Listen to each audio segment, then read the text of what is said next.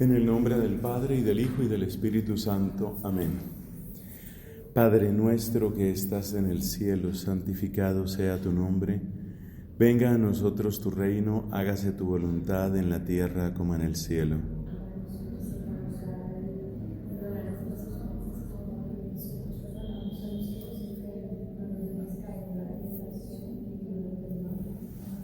En nombre del Padre, del Hijo, y del Espíritu Santo. Amén. Culminamos hoy nuestro curso de Misterio de Dios, después de haber hecho un recorrido por naturaleza, esencia, operaciones, procesiones, relaciones, personas y nociones. Volvemos a la Sagrada Escritura y nos preguntamos ¿cómo se ha llegado a esto que tenemos? Evidentemente, el camino no fue que alguien se sentó a pensar en abstracto sobre Dios y a partir de muchos razonamientos llegó a la respuesta: debe ser un Dios que es uno en esencia y trino en personas. Eso no fue lo que sucedió. Claramente lo que sucedió tiene que ver con la Sagrada Escritura.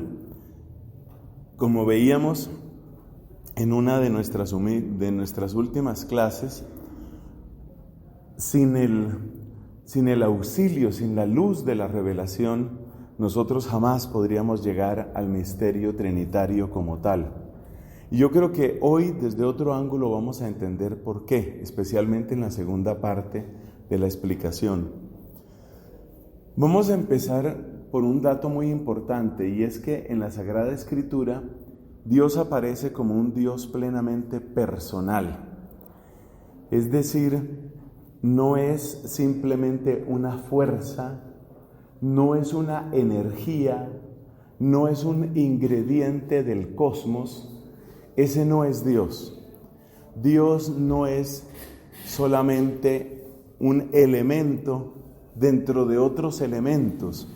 Esto es importante destacarlo, porque precisamente el sello del paganismo, de las religiones paganas en general, es ese, que la divinidad aparece como un elemento dentro del conjunto de todo lo que existe. Esa es la divinidad.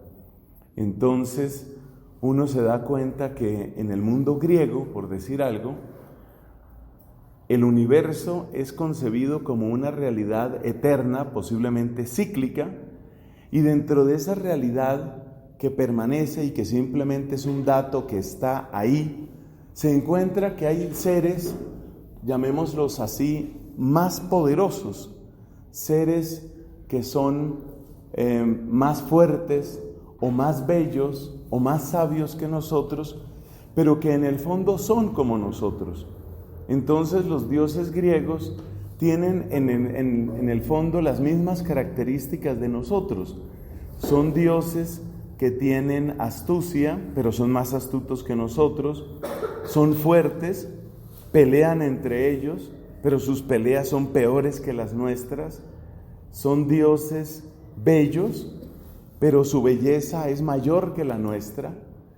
Pero en el fondo son un elemento más dentro de la escala de los seres que simplemente existen. De manera que Dios o los dioses son simplemente una parte del universo, una parte sorprendente. Yo creo que cabe esta comparación. Piense usted en una persona típica, en una sociedad típica, que es cualquiera de nosotros. Usted se da cuenta que usted tiene unas cualidades.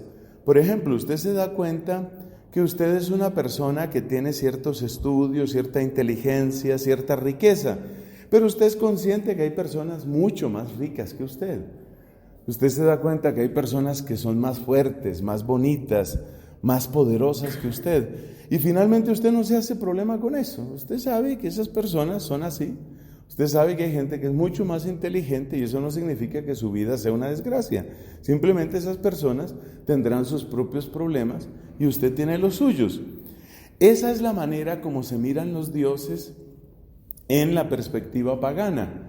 Es decir, los dioses son otros seres que en el fondo están sujetos a condiciones muy parecidas a las nuestras Y esos otros seres forman parte del universo.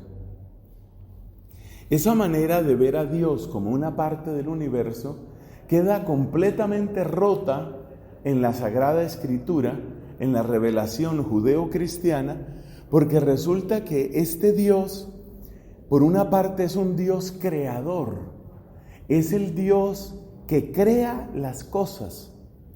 Y eso quiere decir que todo lo que nosotros hemos conocido, sentido, imaginado, planeado, por lo que hemos luchado, todo eso puede ser contenido, por decirlo de algún modo, en una especie de gigantesco pensamiento, que lo vamos a llamar aquí el universo, el universo.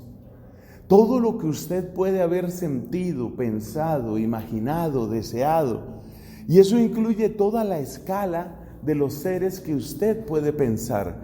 Entonces usted puede imaginar la persona que tiene la mayor riqueza del mundo. Usted puede imaginar la persona que es absolutamente hermosa. Usted puede imaginar la persona que es increíblemente sabia. Pero todo lo que usted imagine, todo lo que usted piense o desee, todo eso métalo en una especie de bolsa y llame a eso el universo. Fuera de esa bolsa está uno, que es el Dios creador. Ese Dios que está por encima de todo lo creado, se diferencia de eso que es creado y por consiguiente no puede ser confundido con la creación. Ese Dios no puede ser confundido con la creación. ¿Por qué esto es tan importante? Es muy importante porque entonces Dios no es un ingrediente dentro de nuestra experiencia y por consiguiente la soberanía de Dios es absoluta. Por eso la iniciativa de Dios no tiene ningún antecedente. Cuando nosotros hablamos de los seres dentro del universo, sus acciones pueden ser explicadas.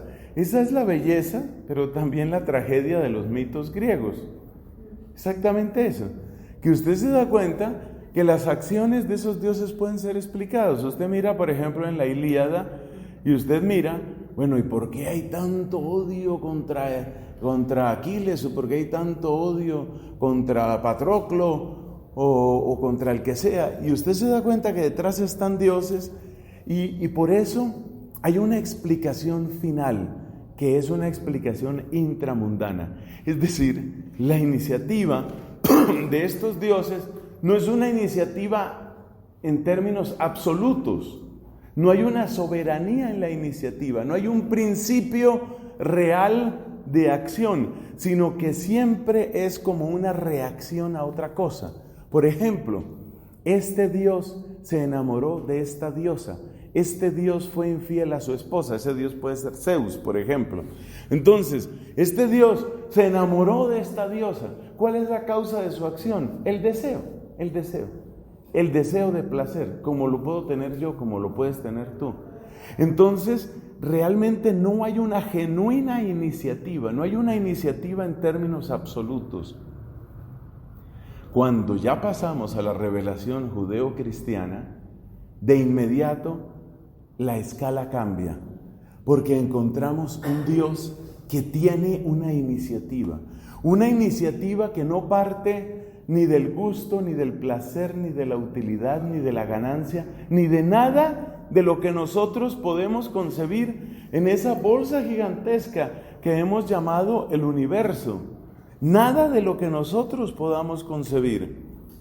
Entonces, si usted se pregunta, ¿por qué Dios crea el mundo? Si usted se pregunta, ¿por qué Dios llama a Abraham? Usted se da cuenta que ahí no es porque Dios desea a Abraham, porque Dios quiere algo de Abraham, porque Dios va a ganar algo con Abraham. No hay ninguna respuesta. Es decir, estamos hablando de una iniciativa que podemos con toda justicia llamar una iniciativa soberana. Dios aparece no solamente como alguien que interactúa con nosotros, sino alguien que entra en nuestra historia de una manera soberana, de una manera radicalmente libre. Observemos que esa manera de presentar la interacción entre Dios y la humanidad es totalmente diferente, no solo ya de las religiones paganas, sino totalmente diferente de la filosofía. En la filosofía usted tiene una cabeza pensante y su cabeza pensante está buscando una respuesta, como la buscaron, por ejemplo, los filósofos llamados naturalistas. Ellos buscaban cuál es el principio, lo que en griego se llama la arjé. ¿Cuál es la arjé? ¿Cuál es el principio de todo esto? Entonces, es la búsqueda humana la que finalmente llega a una conclusión. Y esa conclusión puede ser, desde el punto de vista de la filosofía, tiene que haber una primera causa. Esa manera de hablar, que por supuesto es válida, es lícita, esa manera de hablar presenta a Dios como el descubrimiento que hace nuestra mente, el descubrimiento que hace la mente humana. El Dios de la Biblia no es así. El Dios de la Biblia no es el fruto de una búsqueda de Abraham. El Dios de la Biblia no es el fruto de una disquisición, de una discusión, de un estudio, de una investigación. El Dios de la Biblia es radicalmente soberano, libre. No realiza lo que realiza por condicionamiento, por necesidad o como fruto de una acción humana. Esto es la base de toda la revelación. Entonces, el Dios de la Biblia es el Dios que tiene una iniciativa soberana. Y en ese sentido aparece un Dios radicalmente personal. Perdóneme que todavía insista otro poquito entre la diferencia entre el Dios personal que aparece en la Biblia y el Dios personal que encontramos en los relatos de tipo mitológico. Ya se trate de Grecia, Roma, los aztecas, los incas, los muiscas, los aborígenes australianos, los animistas africanos. Es muy importante percibir esto, porque esto es lo que hace que luego uno diga, a mí no me pueden mezclar mi Dios con nada. Dios no se puede mezclar con nada, pero eso lo percibe uno es viendo esto. Si uno no se da cuenta de esto, uno dice, bueno, pues ellos buscan a su manera, nosotros buscamos a la nuestra, en el fondo será lo mismo. No, precisamente lo que estamos demostrando aquí es que no es lo mismo. Entonces, ¿cuál es la diferencia entre un Dios personal o una diosa personal, como puede ser un Bachué o un Bochica en las tradiciones muiscas de por aquí, como puede ser un Hermes o un Hefestos en la tradición griega? ¿Cuál es la diferencia? Pues subrayo lo que ya dije antes. Resulta que esos dioses personales propios del paganismo, cuando obran dentro del esquema de un universo al que pertenecen.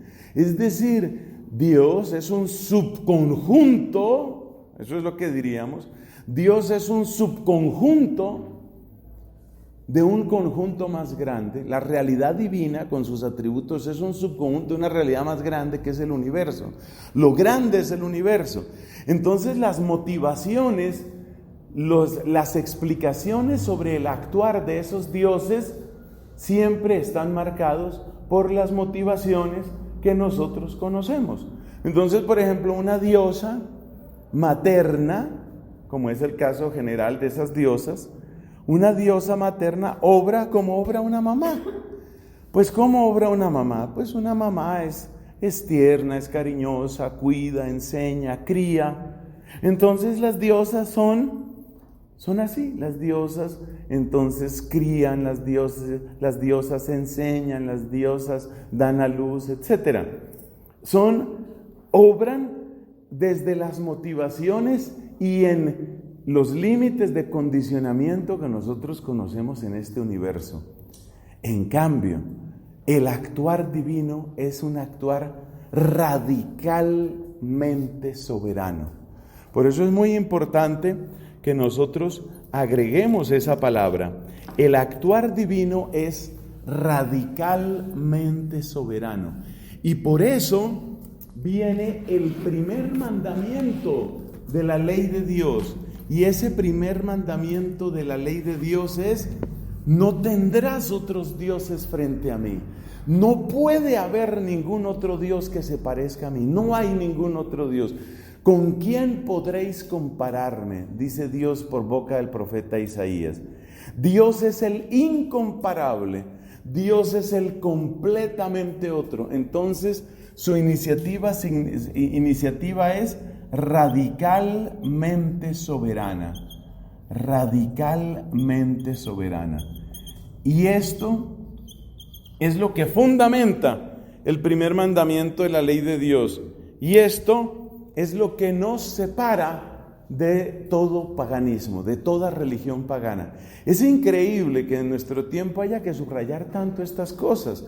Ustedes conocen los últimos acontecimientos en nuestra Iglesia Católica y cómo por una especie de falsa misericordia o de falsa iniciativa pastoral se quiere presentar como si fuera lo mismo. No, no es lo mismo, no es lo mismo.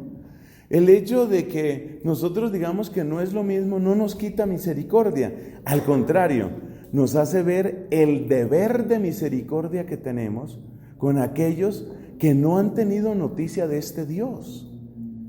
La gran misericordia no está en decirle a la persona que vive en el paganismo, quédate tranquilo en tu paganismo. La gran misericordia es, quiero compartirte algo absolutamente bello, trascendente, algo que marca tu vida en todas sus dimensiones. Mira el Dios que se nos ha revelado. Esa es la misericordia. La misericordia es mostrar ese Dios que por consiguiente es mostrar las diferencias que tiene con el paganismo. Bueno, entonces, este es el primer elemento.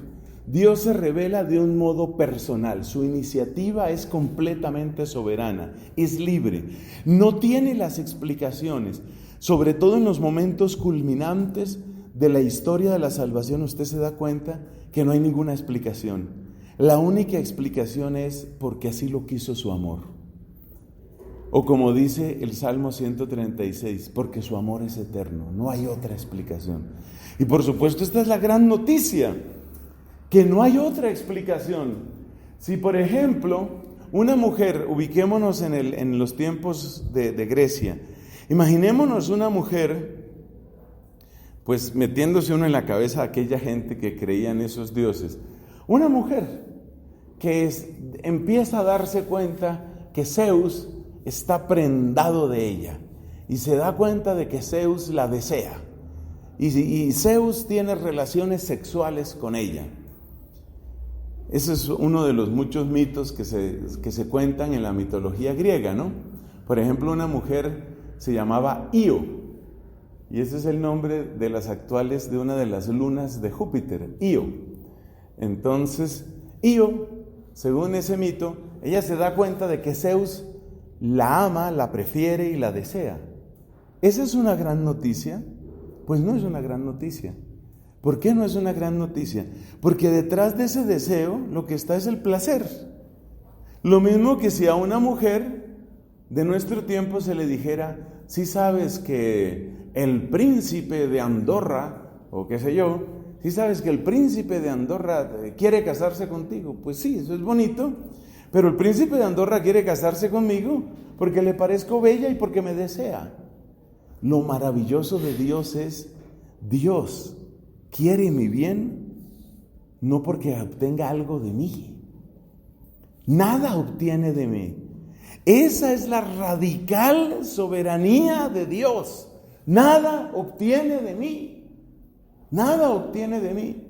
Probablemente para algunas mujeres ser deseadas por un hombre muy adinerado, muy poderoso, muy inteligente, muy bueno o muy rico, puede ser algo interesante. Pero estoy seguro que si esa mujer entra profundamente en su propio corazón, seguramente llega a una conclusión, y es que es mucho más perfecto ser amada no porque me estén deseando, no porque quieran algo de mí, sino porque simplemente me aman. Y la prueba de eso está en que esa misma mujer que hoy se puede sentir feliz porque la desea un hombre que es muy poderoso o muy sabio o muy bueno o muy rico, esa misma mujer tiene conciencia de que ella va a envejecer Y esa misma mujer se va a preguntar, cuando yo no sea tan joven, cuando mi piel no sea tan perfecta, cuando mi cuerpo no tenga la figura que tiene hoy, ¿me seguirán amando? ¿Por qué se hace esa pregunta? Porque en el fondo ella quiere ser amada más allá del deseo. Esto demuestra que la gran revelación de esta iniciativa radical y soberana, esta revelación es la que diferencia absolutamente al Dios verdadero de todos los otros dioses. Y por eso no hay comparación posible. ¿Con quién podréis compararme? ¿Con quién? Bueno, este Dios personal, ya con esto afirmado de la iniciativa, nos damos cuenta que este Dios personal se manifiesta a través de su palabra. La palabra con la que Dios interpela, con la que Dios abre el diálogo con el hombre, esa palabra, estamos pensando sobre todo en Génesis capítulo 12, el llamado de Abraham, nuestro padre en la fe. Esa palabra es precisamente fruto de esta iniciativa divina. Si usted examina esa conversación, usted se da cuenta de varias cosas. Por ejemplo, usted se da cuenta, Dios reclama una fidelidad, camina fielmente en mi presencia. Dios reclama una fidelidad.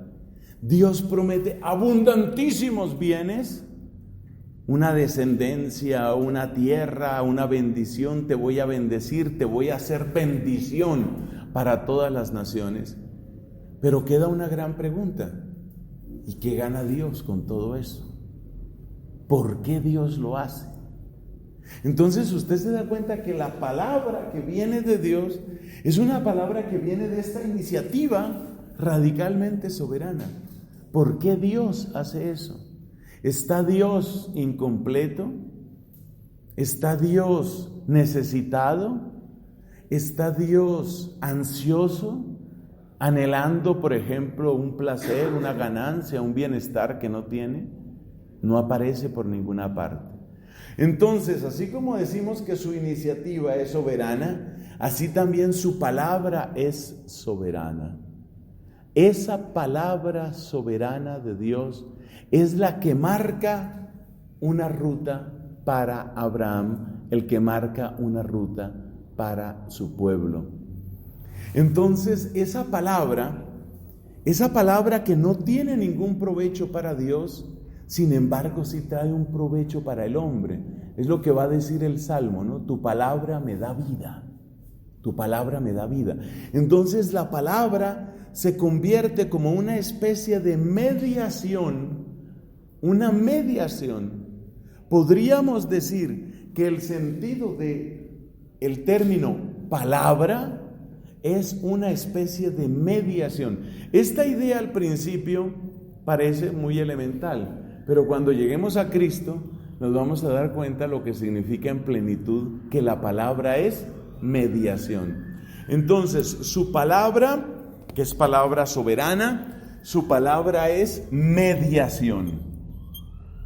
Mediación que está indicando que nosotros conocemos de Dios por esta palabra.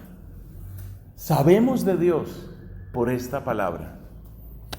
Y eso quiere decir que solo a través de esa palabra el Señor se irá revelando a su pueblo. Él se revela a su pueblo. Para entender la riqueza de esta afirmación hay que hacer contraste con otro tipo de posibilidades. Por ejemplo, alguien podría decir, Dios se revela a través de sus bienes. Es cierto, Dios trae muchos bienes, pero no solo trae bienes.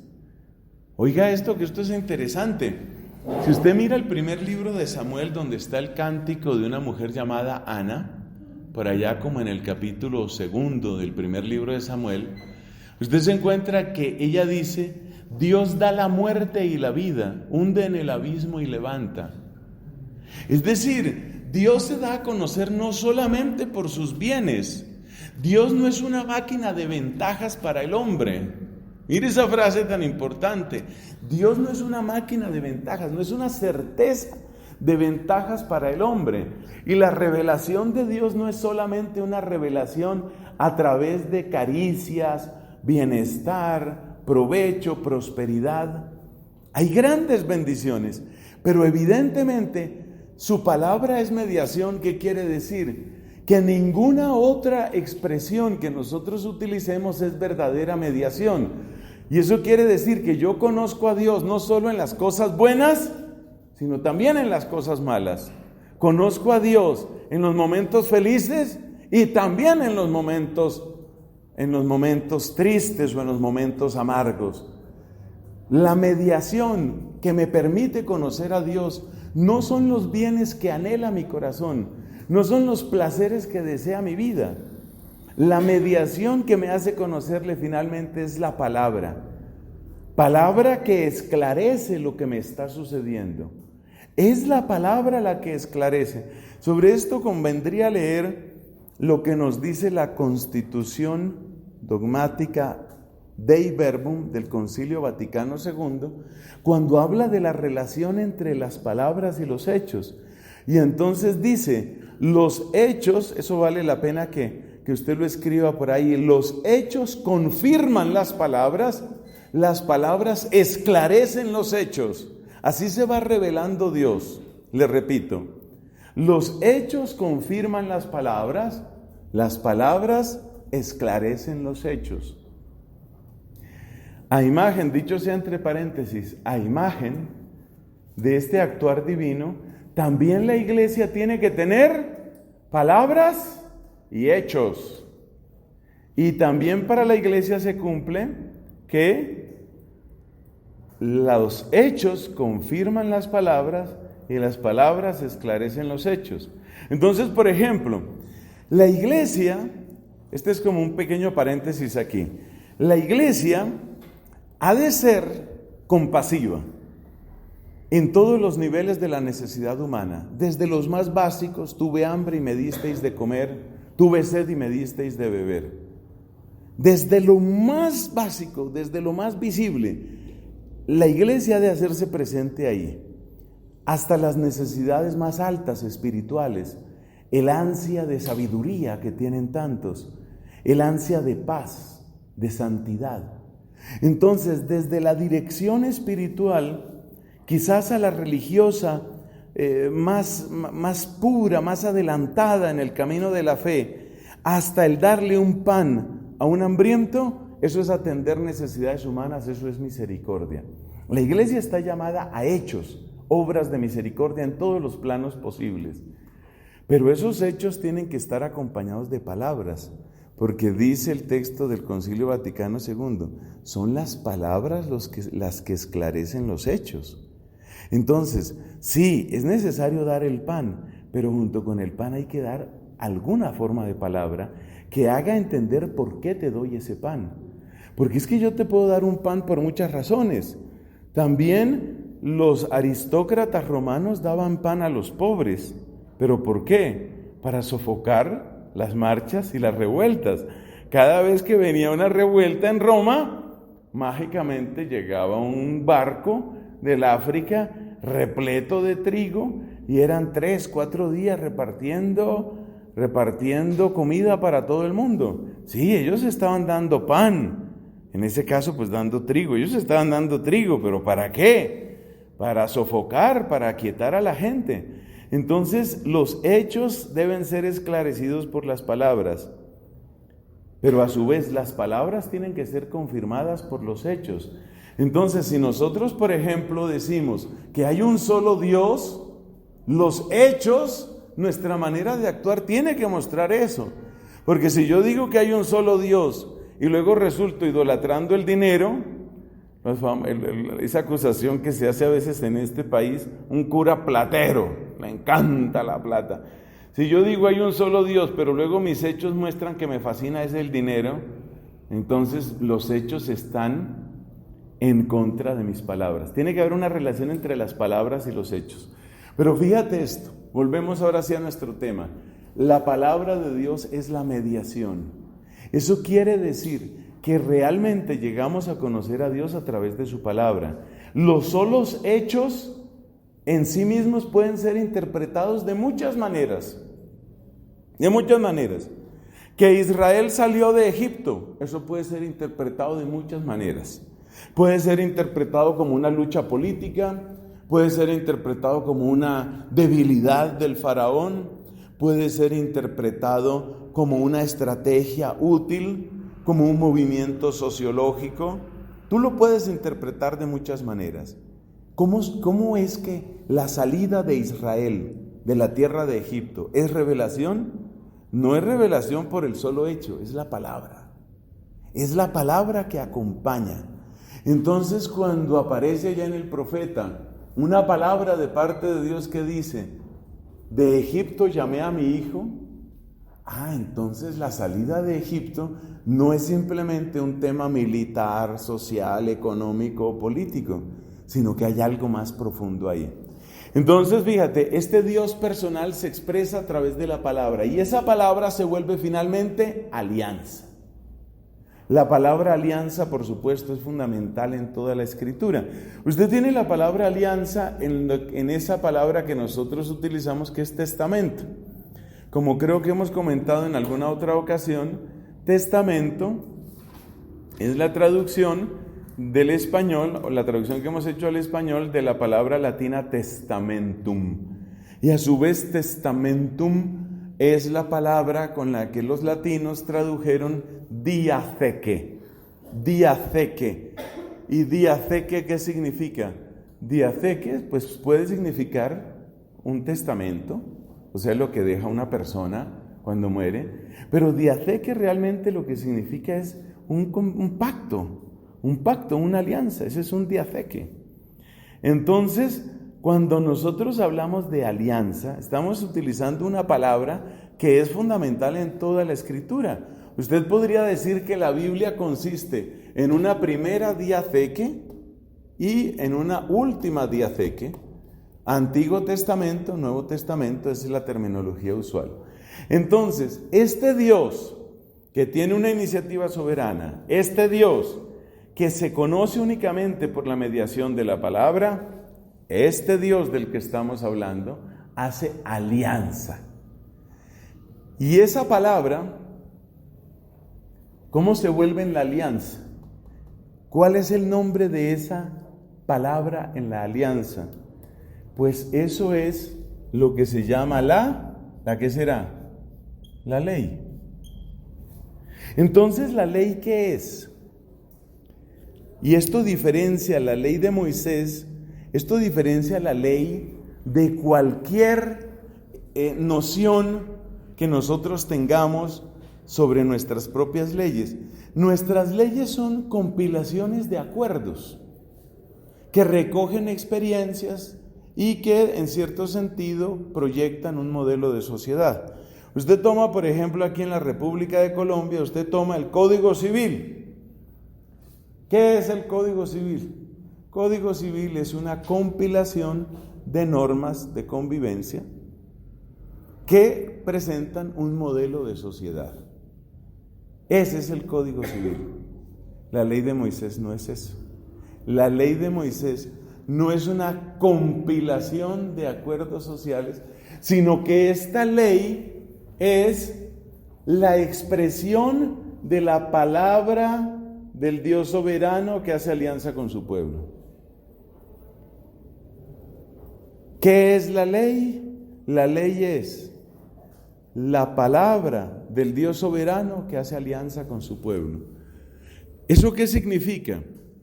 Significa que dentro de esa alianza está toda la libertad de Dios y está toda la necesidad del ser humano. Eso es lo que encontramos en la ley. La libertad soberana de Dios y la necesidad del hombre. Si usted mira, por ejemplo, algunos textos fundamentales, por decir algo, Éxodo capítulo 15 por allá, usted se da cuenta que al enunciar la ley, Dios dice: yo soy el Señor. Todo el tiempo está anunciando: yo soy el Señor. Entonces, ¿cómo se pronuncia la ley? La ley significa eso, yo soy el Señor. Es una afirmación de que Él es el Señor, de que Él es el Señor de este pueblo, el pueblo por Él escogido. Luego aprenderemos, pueblo por Él escogido para salvarlo y para hacerlo instrumento de salvación. Esa es la parte que se les olvida a los judíos, esta segunda parte. Ellos fueron escogidos para ser salvados, para ser las primicias de la salvación, pero fueron escogidos también para ser instrumento de salvación. Y eso es muy importante también para nosotros, porque eso significa que si nosotros creemos en el Dios verdadero, pues nosotros participamos de la elección que Dios hizo al pueblo de la primera alianza. Por la misericordia excesiva de Dios nosotros pertenecemos a ese mismo pueblo, no por vía de sangre, sino por vía de fe. Nosotros pertenecemos a ese mismo pueblo. Pero así como el pueblo de la primera alianza fue elegido, ¿para qué? Para ser salvado y para ser instrumento de salvación, así también nosotros. Entonces, nadie es elegido simplemente como un premio. Dios no nos ha elegido porque nosotros seamos buenos. Acuérdate Romanos capítulo 8. No fue que Dios encontró en nosotros una maravilla que tenía que ser premiada. No, Él solo encontró miseria en nosotros. Pero ese Dios que nos ha elegido también nos ha destinado para que nosotros seamos instrumentos de salvación. Entonces aquí podemos situar la ley. La ley no es un acuerdo de convivencia social. La ley no es un instrumento para mejorar la vida humana. La ley no es un camino para hacer vivible el mundo. Y sin embargo, todas esas cosas se cumplen. La ley no es un instrumento de mejoramiento humano. Si uno entiende eso en este momento, luego uno se da cuenta que la misión de la iglesia tampoco es mejorar el mundo. Nosotros mejoramos el mundo como una consecuencia colateral, pero realmente lo que busca la ley no es mejorar el mundo. Lo que busca la ley no es lograr la convivencia social. Lo que busca la ley no es dar un código de comportamiento al hombre. Ese no es el objetivo principal. Lo que busca la ley, ¿qué es? La realización de esta alianza. Bueno, ¿y qué clase de Dios es ese que reclama tanto de nosotros? Cuando te vengan esas preguntas, hazte también tú una pregunta. ¿Y por qué Él lo hace? Y vuelves a la misma respuesta. Dios nos ha llamado a alianza con Él, no porque gane nada. No gana nada. Entonces, este Dios lo reclama todo y no gana nada. Ese es un buen resumen, muy buen resumen de lo que hace Dios. Un Dios que lo reclama todo, pero no gana nada. ¿Por qué? Eso tenemos que preguntarlo. Y solo hay una respuesta posible. Por un amor encendido. Un amor encendido. Un amor infinito. Por eso, en la alianza, en la ley, el Señor se revela. Entonces, la ley no es un contrato social a la manera de Rousseau. La ley no es un código de comportamiento, no es simplemente un código de comportamiento moral. ¿Qué es la ley? La ley es aquella palabra de mediación que la iniciativa soberana de Dios ha pronunciado para realizar alianza de amor con nosotros. Entonces el objetivo primero de la ley está ¿en qué? Está en esa alianza de amor. Luego esa alianza de amor va a tener un nombre hermosísimo en el Nuevo Testamento, que es comunión. Para que nosotros, lo que dice primera carta de Juan en el capítulo 1, para que estemos en comunión. Entonces, ¿la comunión qué es? Eso sí es una hermosura. Estar en comunión, ¿qué es? Estar en comunión es estar en sublime y perfecta unión con ese Dios que nos ha amado tanto. ¿Cómo se expresa la comunión? Pues hay unas comparaciones que más o menos pueden servir. Tú piensa en la comunión, esa comunión con Dios, piénsala, por ejemplo, en la unión maravillosa del esposo más amoroso con la esposa más enamorada. La alegría que encuentra el esposo sobre su esposa, dice literalmente el hebreo. La alegría que encuentra el esposo sobre su esposa, por supuesto se refiere al acto conyugal. Esa es la que Dios encuentra contigo. Entonces, comunión es eso. Comunión es llegar a esa unión. Usted piense en el esposo más fiel, bondadoso, apuesto, amoroso, que se une a la esposa más enamorada, fiel, hermosa. Eso es lo que Dios quiere, eso es lo que Dios está buscando. Y esa idea es la que se va a realizar en Apocalipsis capítulo 21. Esas son las bodas del Cordero. Esas son las bodas del Cordero. Entonces, el propósito de la ley no es simplemente, mire, organicemos esta ciudad, caray, organicemos este país, organicemos el mundo. No, no es organizar solamente convivencia social. Por supuesto que si tú estás buscando esa unión con Dios, y tú también, y tú, y yo, si todos estamos buscando esa unión con Dios, pues resulta muy fácil convivir entre nosotros. Pero repito, ese es un efecto colateral. El propósito principal de la alianza no es simplemente, mire, logremos aquí unos códigos de supervivencia o de convivencia. No, eso no es así. El propósito de la ley es que esta palabra de mediación alcance la plenitud de la alianza. ¿Y la plenitud de la alianza qué es? Pues ahí es donde están las imágenes. Y las imágenes más hermosas y las más vigorosas y las más elocuentes que tiene la Biblia siempre son de hombre y mujer, siempre son. Y especialmente de esa unión de amor entre el hombre y la mujer.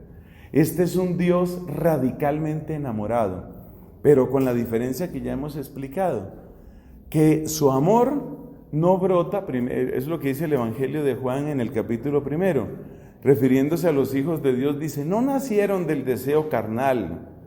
Es la diferencia entre el Dios que se enamora, ese Dios llamado Zeus, Dios con D minúscula, ese Dios que se enamora, entre paréntesis, se muere de ganas por una mujer llamada Io, que era supremamente bella, entonces la desea y entonces la posee, y ya, o sea, como el macho. No, esto es totalmente distinto. Este Dios es el Dios que nos ha cortejado, es el Dios que nos ha enamorado, es el Dios que ha hecho un camino con nosotros para llevarnos a una plenitud de amor consciente. Zeus no era un esposo, Zeus era un violador, Zeus era un macho, ese es Zeus, es el macho que viola. Toda mujer que le apetece la logra de una manera o de otra. Es un violador realmente, es un abusador. No, el Dios de la Biblia es el Dios que hace camino, es el Dios que enamora a su pueblo. Y bueno, ahí aparecen todas estas comparaciones. Dios es el pastor, el cultivador. A veces Dios es el padre que ha conducido a su pueblo como un papá lleva a un hijo de la mano. Dios es el esposo. Bueno, hasta ahí dejamos ese tema de la revelación del Dios personal. Usted se da cuenta que hemos aprendido que este Dios es radicalmente distinto del paganismo. Es muy lamentable que ese tipo de discusiones tengamos que tenerlas a estas alturas en la iglesia. Es un Dios radicalmente distinto de todo paganismo. Y la diferencia principal está en que tú tienes que preguntarte por qué este Dios hace lo que hace. Y te das cuenta que este Dios finalmente nos está revelando un amor que trasciende todo amor. Pasamos a la segunda y última parte. Lo que ahora nos tenemos que preguntar es, ¿en qué momento esto se vuelve revelación de la Trinidad? Esa es la pregunta con la que tenemos que acabar nuestro curso. Porque en todo esto que hemos dicho, en toda la disquisición que llevamos hasta este momento, yo creo que la mayor parte de los judíos estarían de acuerdo con lo que yo he dicho. Y una gran parte de los musulmanes también estarían de acuerdo con lo que yo he dicho, porque hemos hablado de un Dios. El tema es, ¿y en qué momento esa revelación de un Dios se vuelve revelación de una Trinidad? Esa es la pregunta que nos hacemos. Y repito, con esa pregunta culminamos nuestro curso. Vamos a mirarlo con la ayuda del mismo Dios. La frase clave la más importante tal vez de esta clase está aquí, en esto que hemos llamado síntesis. En esta síntesis, aquí está la frase clave. Esto es lo que sucedió. ¿Cómo fue posible pasar de la revelación de un Dios personal con toda esta hermosura que hemos dicho a la revelación del Dios Trino? ¿Cómo fue posible eso? Entonces aquí hay una síntesis. En el fondo se trata de un paso de aquello que hay en Dios a la afirmación de cómo es Dios en sí mismo. Es decir, cómo se dio la revelación de la Trinidad. Esa revelación se dio empezando por lo que hay en Dios. ¿Qué es lo que hay en Dios? Entonces, en Dios hay muchos atributos. Fíjese las dos palabras claves, por favor. Palabras claves. Las palabras claves son atributo y apropiación. Atributo y apropiación. Nosotros vimos muy brevemente en este curso, vimos algo sobre los atributos. Los atributos. ¿Qué son los atributos? Llamamos atributos de Dios a aquellas características del ser divino que nosotros entendemos que le son propias, como decir Dios es sabio, como decir Dios es eterno o Dios es poderoso. Si te das cuenta, los atributos nos hablan de realidades que están presentes en Dios. Entonces yo puedo decir que en Dios hay poder, que en Dios hay felicidad. Me doy cuenta que el Dios que me hace, que nos hace felices, es un Dios feliz. Te alegrarás con tu Dios, dice el libro del Deuteronomio varias veces. Y te alegrarás tú, y tu hijo y tu hija, y tu siervo y tu sierva, y el esclavo que vive en tu casa, y el forastero que habita en tu ciudad. Te alegrarás. Y te alegrarás con tu Dios. Entonces, yo me doy cuenta que en Dios hay poder, que en Dios hay felicidad, que en Dios hay sabiduría. Esas cosas, esas realidades que se van descubriendo sobre qué es lo que hay en Dios, eso es lo que nosotros podríamos llamar atributos de Dios. Pero esos atributos de Dios van a dar paso a una revelación de cómo Él es en sí mismo. No solamente cómo aparece para nosotros, sino cómo Él es en sí mismo. Le voy a describir eso con un lenguaje más técnico. Cuando nosotros hablamos de cómo aparece para nosotros, es decir, los atributos, a eso se llama Trinidad económica. Entonces usted escriba por ahí, Trinidad económica. ¿Qué significa la expresión Trinidad económica? 2 puntos. Es el nombre que damos a la manera como Dios aparece para nosotros, es decir, los atributos que descubrimos en Él. Esa es la Trinidad económica, la manera como Dios se revela, la manera como Dios aparece para nosotros. Trinidad económica. ¿Qué es Trinidad inmanente? Entonces viene la otra. Trinidad inmanente, ¿qué es? Conjunto de aquellas afirmaciones que basados en la revelación nos atrevemos a pronunciar sobre cómo es Dios en sí mismo. Entonces, lo que se ha dado es el paso de la Trinidad económica a la Trinidad inmanente. De la Trinidad económica a la Trinidad inmanente. Trinidad económica, ¿qué es? El proceso de revelación de Dios. Trinidad inmanente, ¿qué es? Lo que nos atrevemos a afirmar sobre lo que Dios es en sí mismo. Entonces, es el paso de aquello que hay en Dios a la afirmación de cómo es Dios en sí mismo. Aquello que descubrimos que hay en Dios, esos son atributos de Dios, eso es Trinidad económica. Aquello de cómo es Dios en sí mismo, eso es Trinidad inmanente. ¿Cómo se dio ese paso? Todavía no lo hemos respondido. Apenas hemos presentado el mapa. Nos damos cuenta que en el Antiguo Testamento, y a lo largo de siglos y siglos y de todas las subidas y bajadas y todos los pecados y perdones, va apareciendo una pluralidad de atributos. Ojo, esta pluralidad de atributos es lo que hay en Dios, lo que hay en Dios. Es lo que hay en Dios. Entonces, aparecen muchísimos. Dios es bello, Dios es feliz, Dios es fuente de paz, Dios es muchas cosas. Pero hay sobre todo 3 atributos que al término del Antiguo Testamento se destacan muchísimo. Que Dios es poderoso, que Dios es fiel y que Dios es misericordioso.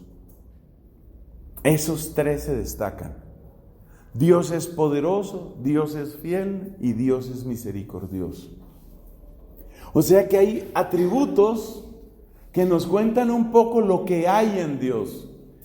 Dicho de otra manera, en Dios hay poder, en Dios hay fidelidad, en Dios hay misericordia. Pero hasta ahí no tenemos una revelación de Trinidad. Hasta ahí lo que podemos decir es que a lo largo de estos siglos hemos descubierto algo sobre cómo es Dios. Eso es lo que hemos descubierto. Bueno, entonces hay pluralidad de atributos. Dios es poderoso, Dios es fiel, Dios es misericordioso. Cuando se dice Dios es poderoso, lo que se quiere decir es en Dios hay poder, porque hemos visto que Dios tiene obras de poder. En Dios hay fidelidad, porque nos damos cuenta que Dios permanece fiel. En Dios hay misericordia, porque Dios se compadece. El estribillo, porque es eterno su amor, toma 2 de estos principales atributos. Y eso es muy importante. Ese estribillo aparece no solo en los Salmos, sino aparece también en varios profetas, y creo que en algunos libros históricos, pero no estoy seguro de mi memoria. Porque es eterno su amor. Esa es la gran lección que ellos sacan. Pero de ahí todavía no sabemos cómo se pasa a la Trinidad. ¿En qué momento las cosas empiezan a cambiar? Ese Dios poderoso, fiel y misericordioso, y aquí viene la frase de quiebre, parece que ha fracasado con el hombre. Parece que ese Dios ha fracasado con el hombre. Porque Dios es santo, el hombre es pecador, Dios hace alianza con el hombre y el hombre sigue pecador. Entonces la gran pregunta es, ¿por qué si Dios es poderoso, fiel, misericordioso, por qué si ese Dios ha dado una ley que es palabra de mediación desde su libertad radical y soberana y ha hecho alianza con nosotros, ¿por qué ese Dios parece haber fracasado?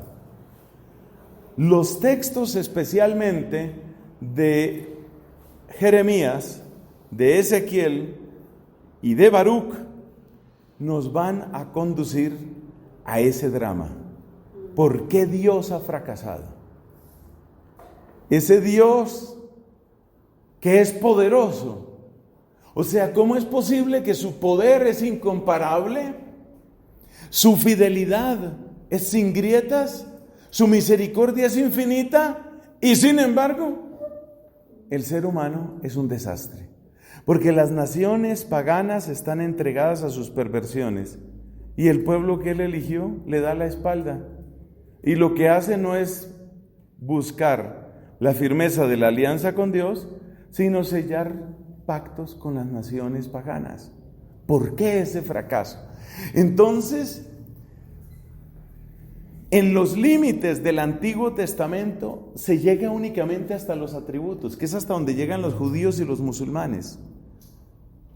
En los límites del Antiguo Testamento únicamente se llega hasta aquí, hasta los atributos, hasta ahí se llega, no se llega a más. Pero cuando tú caes en cuenta que el Antiguo Testamento es la historia de un fracaso, porque no se le puede dar otro nombre, porque Dios es poderoso, Dios es fiel, Dios es misericordioso, pero ahora voy a decir una cosa que es terrible: Dios es un fracaso, o Dios es un fracasado.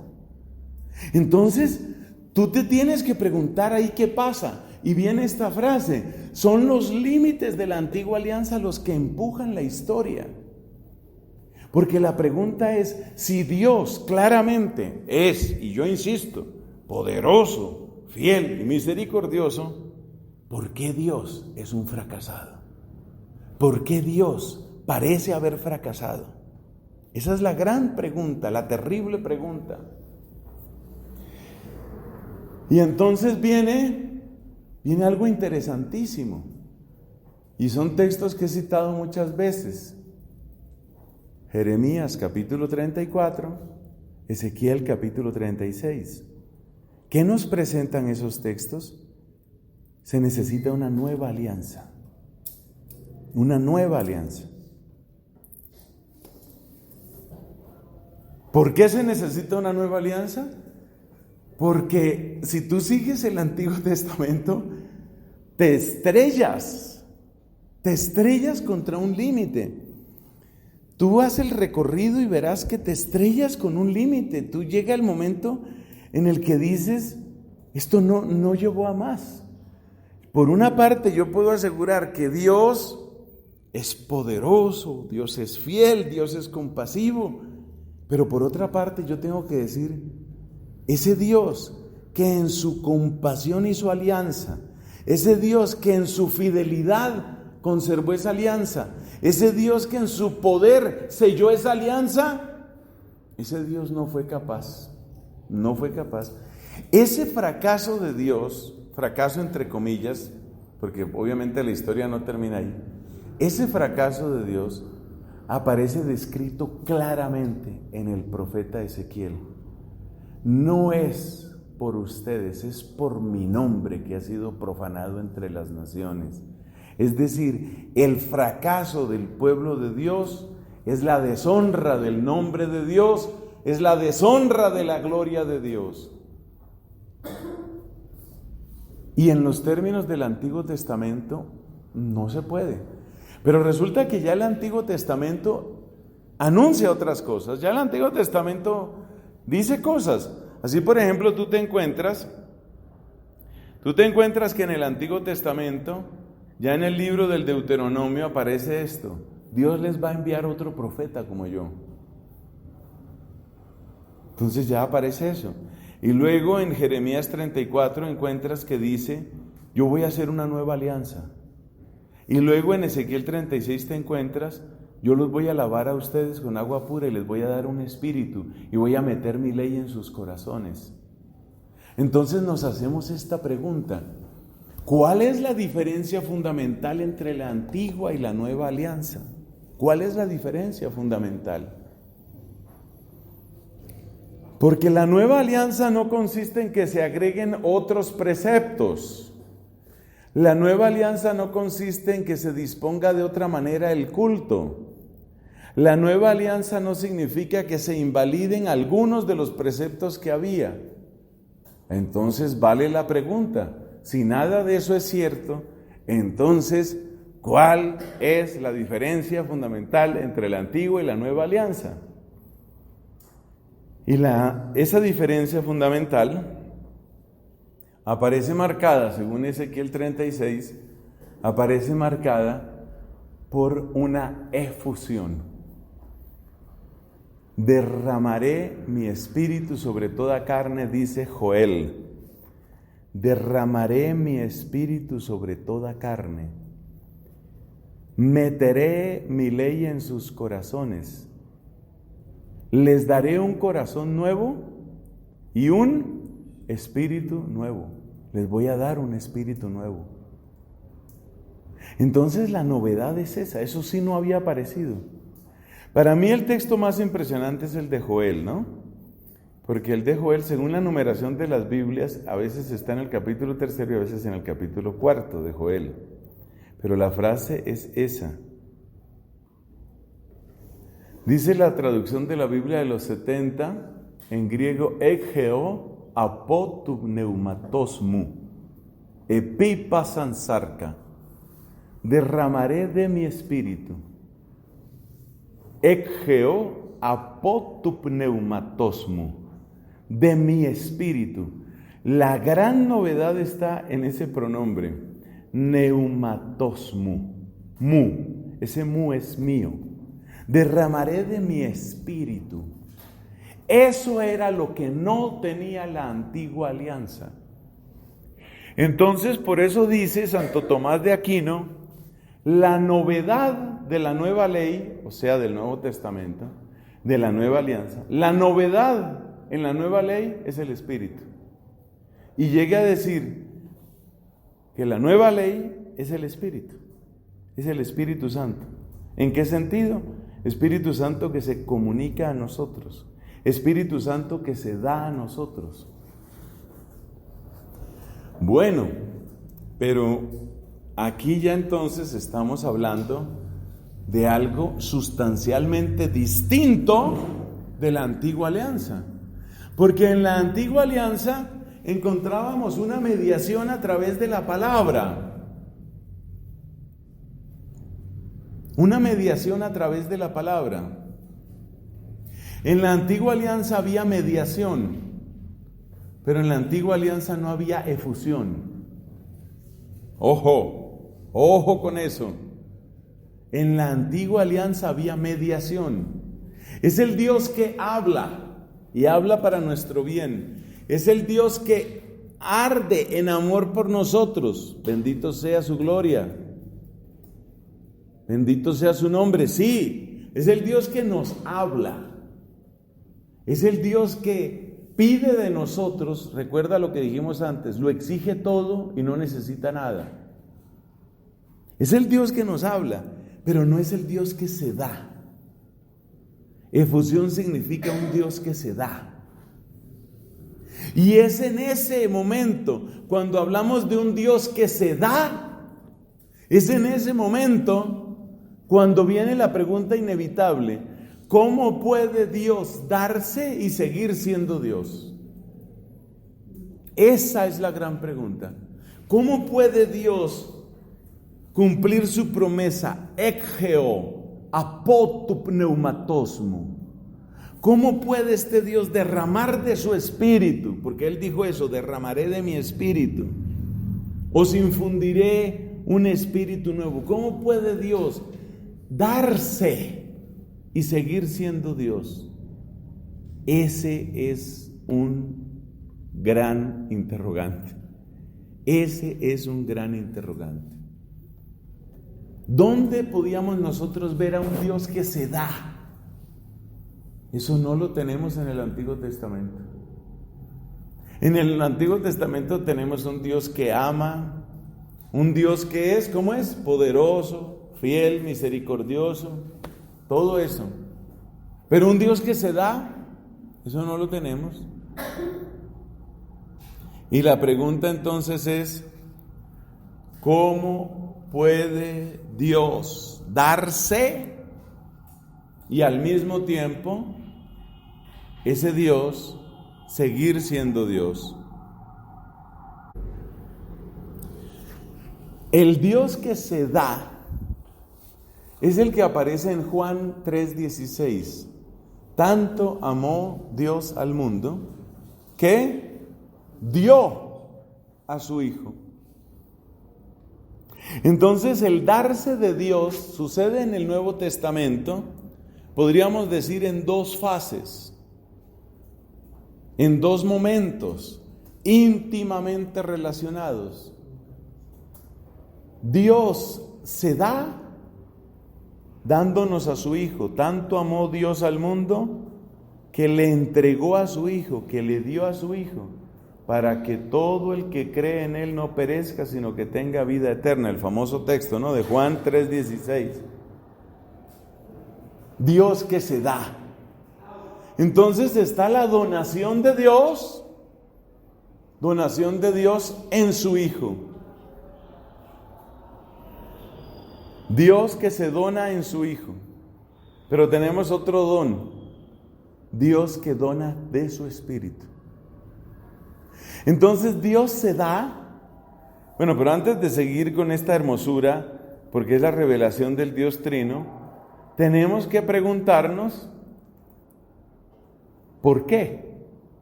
Y ya sabemos cuál va a ser la respuesta.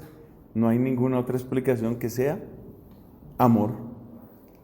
Ese amor que alcanza dimensiones absolutamente inesperadas, incluso para los mismos judíos, ese Dios que ofrece un amor más allá de toda comprensión, ese Dios es el que se nos revela en su Hijo y en el Espíritu.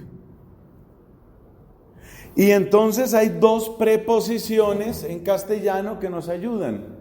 Él es el Dios con nosotros y Él es el Dios en nosotros, el Dios dentro de nosotros.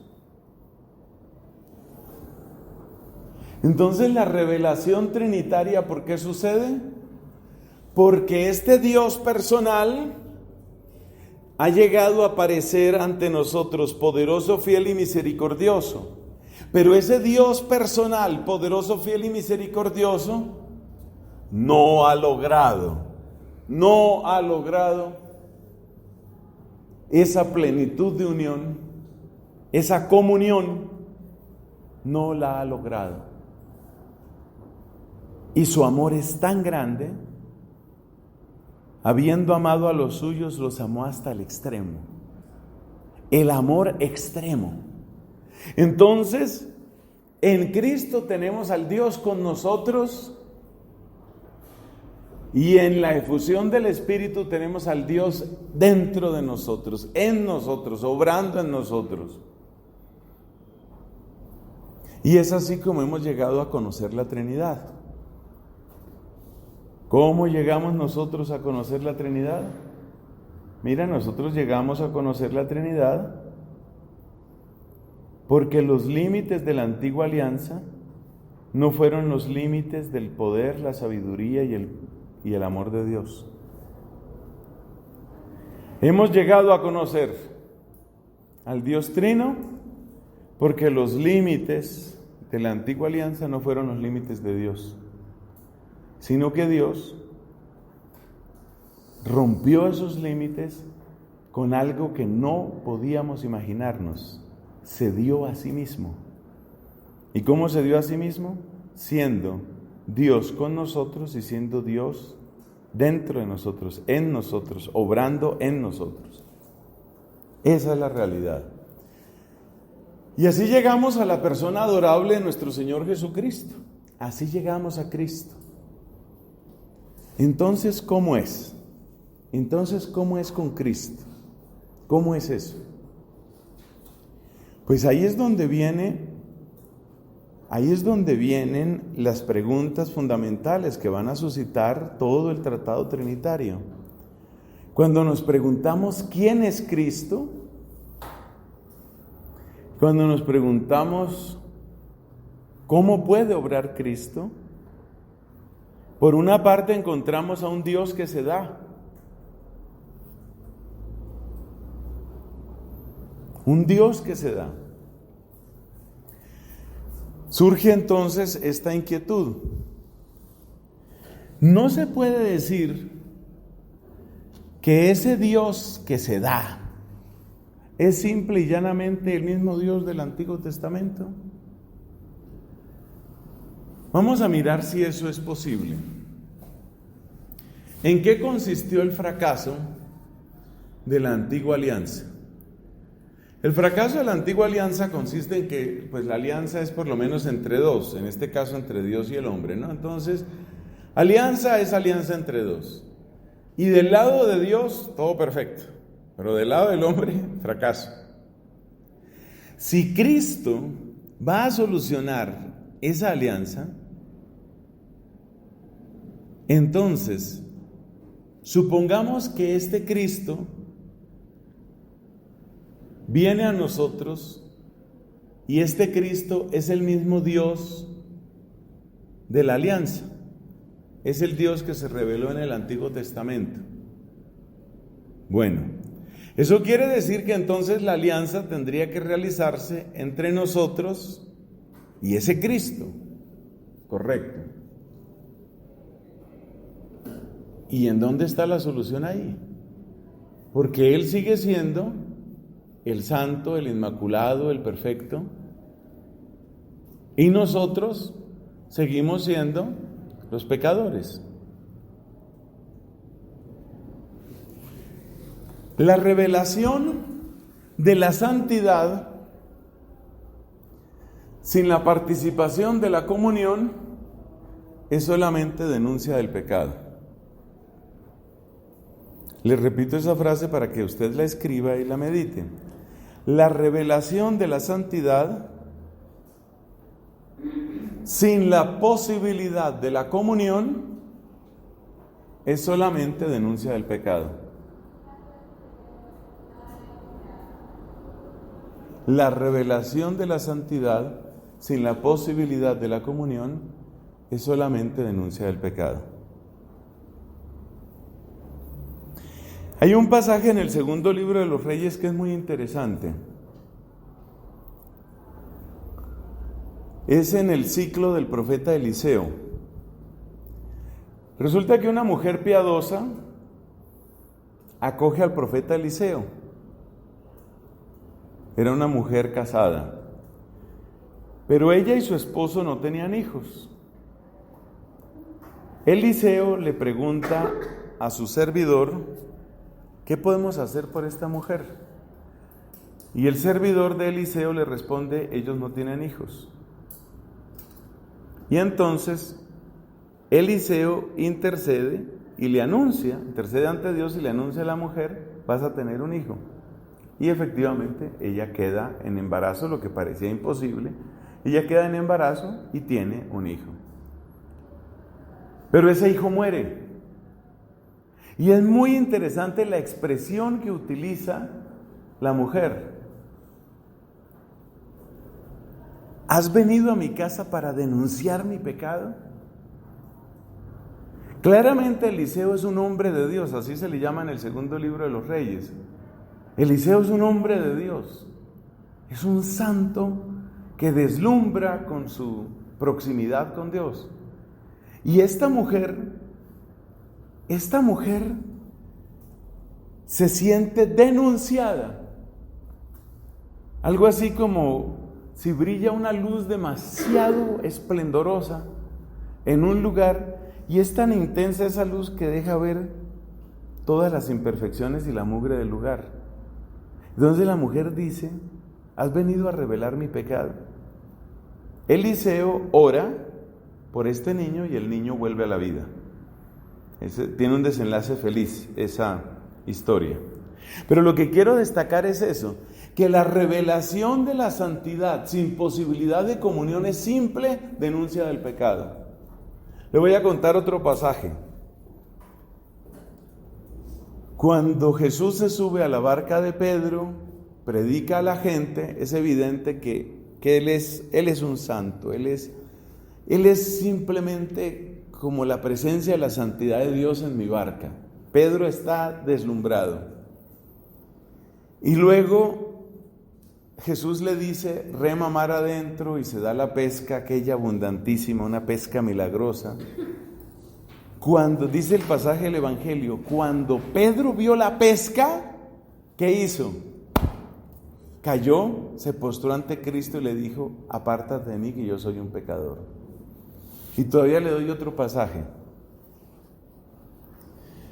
Piense usted lo que sucede en el capítulo 6 de Isaías, donde se cuenta la vocación de este profeta.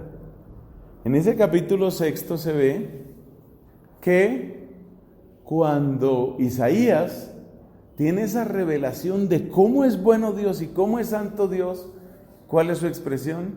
¡Ay de mí! soy hombre de labios impuros, habito en un pueblo de labios impuros, estoy perdido porque he visto al Señor con mis propios ojos. Es decir, que Isaías se siente morir. ¿Qué deduce usted de todo eso? Que si Cristo fuera simplemente la presencia del Dios Santísimo, del Dios de la antigua alianza, entonces no tendríamos la solución al problema de la antigua alianza. ¿Por qué? Porque lo único que tendríamos es una luz esplendorosa, como la experiencia que tuvo Pedro en la barca. Lo único que veríamos es que ahora nuestros pecados quedan completamente al descubierto. Lo único que veríamos es la inmundicia de nuestros pecados. Lo único que descubriríamos es lo asquerosos que nosotros somos. ¿Qué es lo que hace que la santidad de Cristo no nos aplaste? Mire la pregunta que terminamos haciendo. ¿Qué es lo que hace que la santidad de Cristo no nos aplaste? ¿Por qué Cristo llega con esa santidad a la casa de Zaqueo y Zaqueo no queda aplastado sino levantado? ¿Por qué Jesucristo se hace presente en la vida de la samaritana y la samaritana no queda aplastada sino restituida en su dignidad de persona y de mujer? ¿Por qué Cristo? ¿Por qué Cristo no nos aplasta con su santidad? ¿Por qué? Solo hay una respuesta posible. Porque Cristo ha querido ser mediador nuestro ante el Padre. Se lo digo de esta otra manera. Si Cristo fuera simplemente el Dios que se reveló en la antigua alianza, hecho presente entre nosotros, si ese fuera Cristo, entonces nosotros no tendríamos intercesor ante ese Cristo, sino simplemente tendríamos la deslumbrante santidad de Dios ante nosotros. Una santidad que finalmente nos aplasta, nos desborda. ¿Qué es lo que hace que la santidad de Cristo no nos aplaste? Porque Él es el santo de Dios, pero nosotros no nos sentimos derribados, derrotados, juzgados, humillados, porque Él puede decir: yo no he venido para juzgar al mundo, sino para salvarlo. ¿Por qué la presencia de Cristo no nos aplasta? Solo hay una respuesta: porque Cristo ha venido como mediador. Es decir, porque Cristo se pone de nuestra parte para defendernos, para orar por nosotros, para interceder por nosotros ante Dios Padre. ¿Eso qué significa?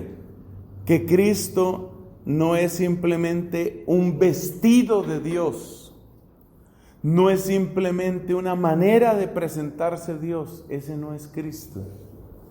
Entonces el ser de Cristo es más complejo. Entonces, ¿quién es? Si Él no fuera mediador, sería un Dios que nos aplasta.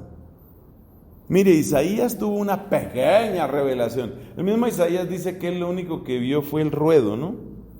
El ruedo de la túnica de Dios. Y con eso quedó derribado por la santidad de Dios. En el Sinaí, Dios se presenta ante Moisés y aunque no le muestra la cara, Moisés temblaba de miedo y le dijo a su ayudante, le dijo a Josué: estoy temblando. ¿Por qué Cristo no nos aplasta?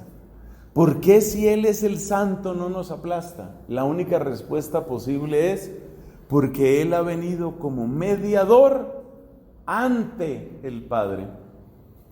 Entonces, como Cristo se ha puesto de parte nuestra ante Dios Padre, nosotros lo sentimos como un defensor. ¿Cómo se dice defensor en griego? Se dice paracleto, el que ha sido llamado para auxiliar. Entonces Cristo en el Evangelio de Juan es un paracleto, es un abogado nuestro, es un defensor nuestro.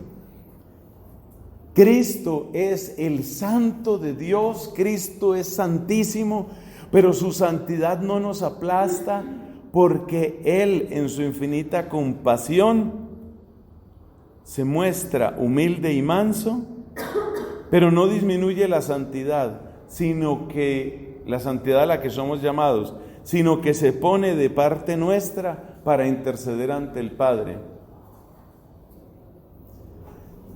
Y ahí es donde aparece el misterio trinitario. Ahí es donde aparece. Porque entonces Cristo no es el Padre.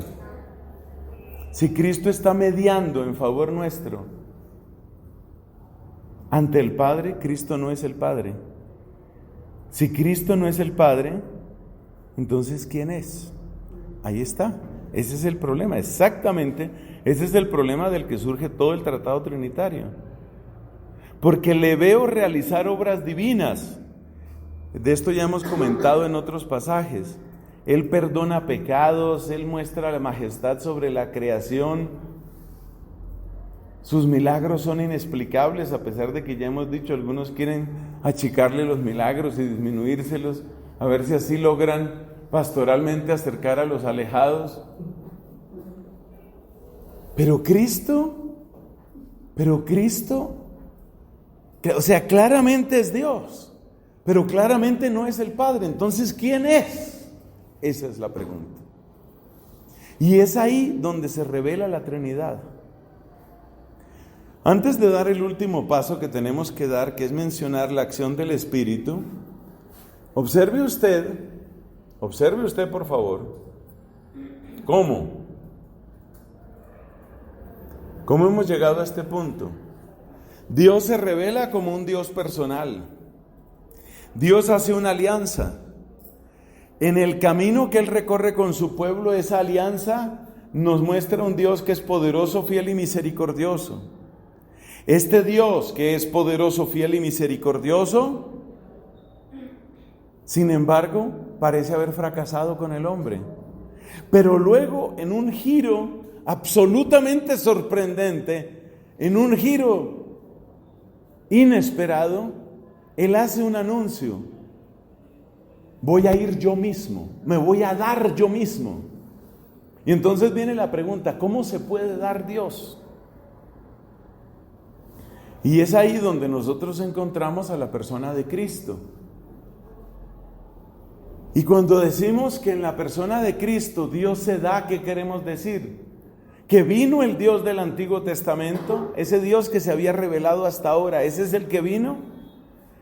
Pues tenemos un problema. Si fuera simplemente esa la respuesta, la santidad de Cristo nos aplastaría. Sería simplemente la denuncia de que nosotros somos unos miserables pecadores. Entonces, ¿qué es lo que ha hecho Cristo? Según nos damos cuenta, Él ha sido mediador en favor nuestro ante el Padre. Uno de los pasajes que lo dice de una manera más impresionante es cuando va a suceder la resurrección de Lázaro, capítulo 11 del Evangelio de San Juan. Dice Cristo, yo sé que tú siempre me escuchas. Claramente Cristo está rogando por Lázaro, por la familia de Lázaro, está rogando por nosotros ante el Padre. En Getsemaní Él está rogando. ¿Y está rogando ante quién? Nadie ruega ante sí mismo, está rogando ante el Padre. Entonces Cristo, por una parte, aparece plenamente como Dios, porque lo que Él hace tiene claramente los mismos atributos del Dios que hemos conocido en el Antiguo Testamento. Cristo claramente aparece como Dios, pero por otra parte Cristo le habla al Padre. Entonces, ¿quién es Cristo y quién es el Padre? Así se ha revelado la Trinidad. Así se ha revelado la Trinidad. Es esto precisamente lo que ha producido que nosotros tengamos un curso que se llama Misterio de Dios. Por eso tenemos un curso así. Y ahora, ¿qué ha sucedido?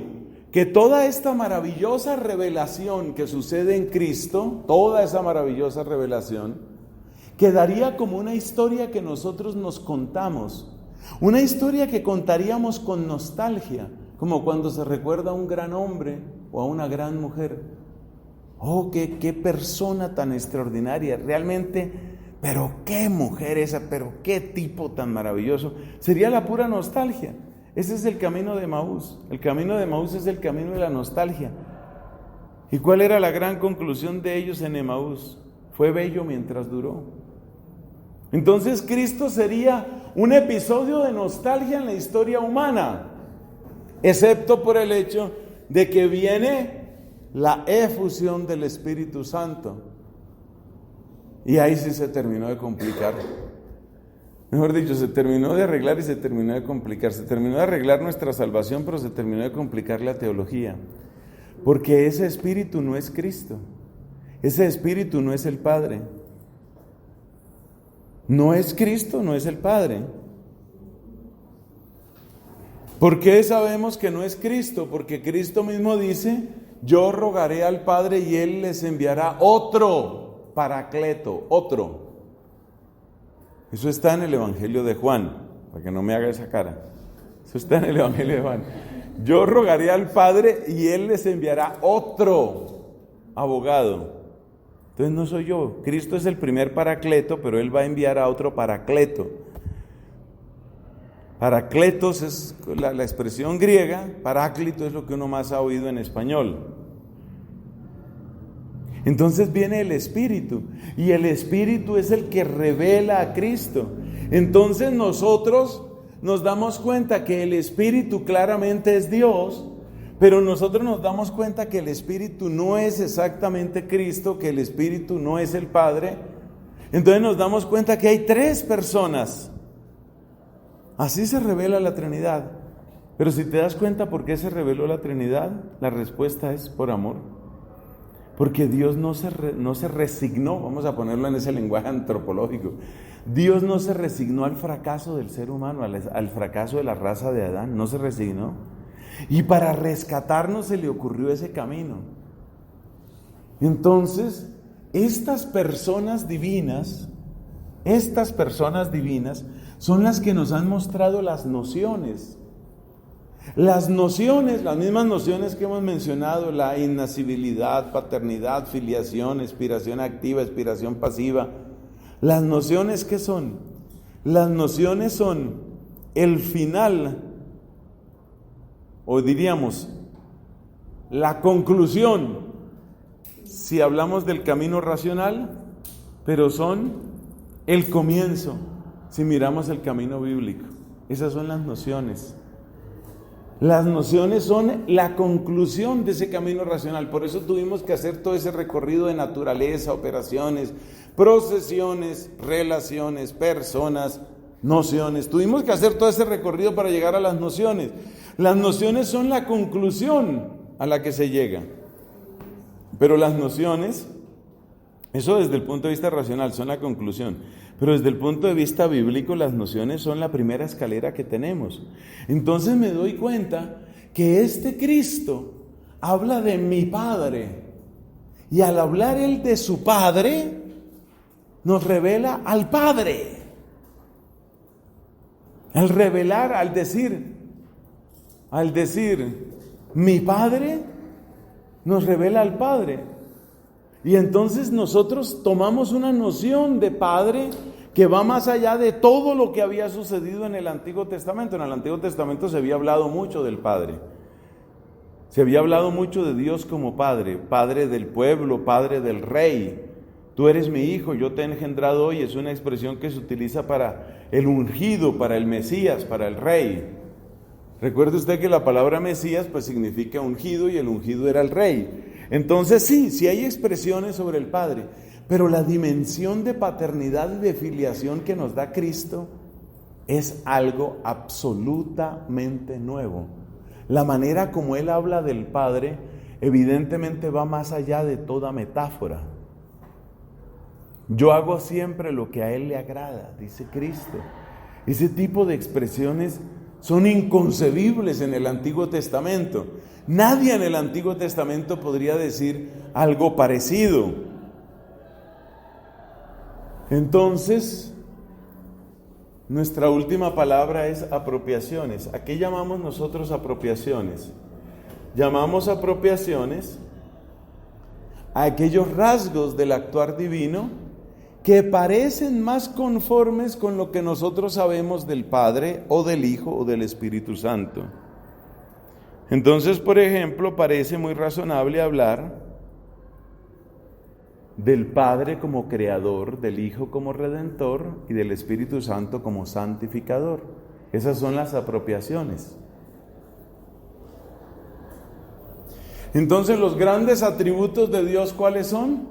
Que es poderoso, fiel y misericordioso. Y las grandes apropiaciones aplicadas a Dios, ¿cuáles son? Que Dios es creador, redentor y santificador. Creador se le suele atribuir por apropiación al Padre. Redentor se le atribuye por apropiación al Hijo. Santificador se le atribuye por apropiación al Espíritu Santo. Entonces, ¿cómo se reveló la Trinidad? Respuesta: se reveló porque los límites de la antigua alianza fueron derribados por un excesivo amor de Dios. ¿Y cuál fue el gran cambio? Que Dios ya no solo mostró un camino o selló una alianza, sino, no se le olvide esto, Dios se dio a sí mismo. Y al darse, nos reveló su misterio. Al darse mostró quién era Él finalmente. Y al darse, entonces nos dio a Cristo, a su Hijo. ¿Y por qué no podemos decir simplemente que el Dios que le habló a Moisés se encarnó? ¿Por qué no podríamos decir eso? Porque entonces no tendríamos respuesta a esta pregunta. ¿Por qué la santidad de ese supuesto Cristo, por qué no nos aplasta? Ahí no tendríamos mediador. Pero resulta que este que ha venido como mediador. ¿Y eso se manifiesta en qué? En que se ha puesto de parte nuestra. Eso es lo más sorprendente. Se ha puesto de parte nuestra. Hay unas frases, ya cuando uno llega a este momento en nuestro curso, aquí es donde uno tiene que volverse místico, y tiene que volverse espiritual, y tiene que volverse santo. Piense usted esa frase que dice nuestro Señor Jesucristo en el capítulo 17 de San Juan: guárdalos en tu nombre, dice Cristo. Y dice: mientras yo estaba con ellos, yo los guardaba. Esa es una frase de una ternura infinita. Este Jesús que guarda, que cuida a sus discípulos, que se pone de parte de ellos, que los defiende. Pero no solo a sus discípulos, incluso a los que lo están crucificando, dice: Padre, perdónalos porque no saben lo que hacen. Intercede por nosotros. Por supuesto, la máxima expresión de esa entrega está en la Eucaristía. Tomad y comed todos de él, porque esto es mi cuerpo que será entregado por vosotros. Tomad y bebed, este es el cáliz de mi sangre, sangre de la alianza nueva y eterna, que será derramada por vosotros y por muchos para el perdón de los pecados. O sea, Él es el mediador, Él es el que se ha puesto de parte nuestra. Entonces, ¿por qué nosotros no quedamos aplastados por la santidad de Cristo, sino levantados por su santidad? Porque Él se ha declarado en un desborde absolutamente loco de su amor, se ha declarado en favor nuestro, intercesor nuestro. Pero al declararse intercesor nuestro, nos ha contado el secreto de Dios. El secreto de Dios, ahí ya no puede ser retenido más. Porque cuando Él intercede, nadie puede interceder ante sí mismo. ¿Ante quién intercede? ¿Y quién es el que intercede? Ahí empieza el misterio trinitario. Esa fue la manera como la Sagrada Escritura nos reveló el misterio trinitario. Gloria al Padre, al Hijo y al Espíritu Santo.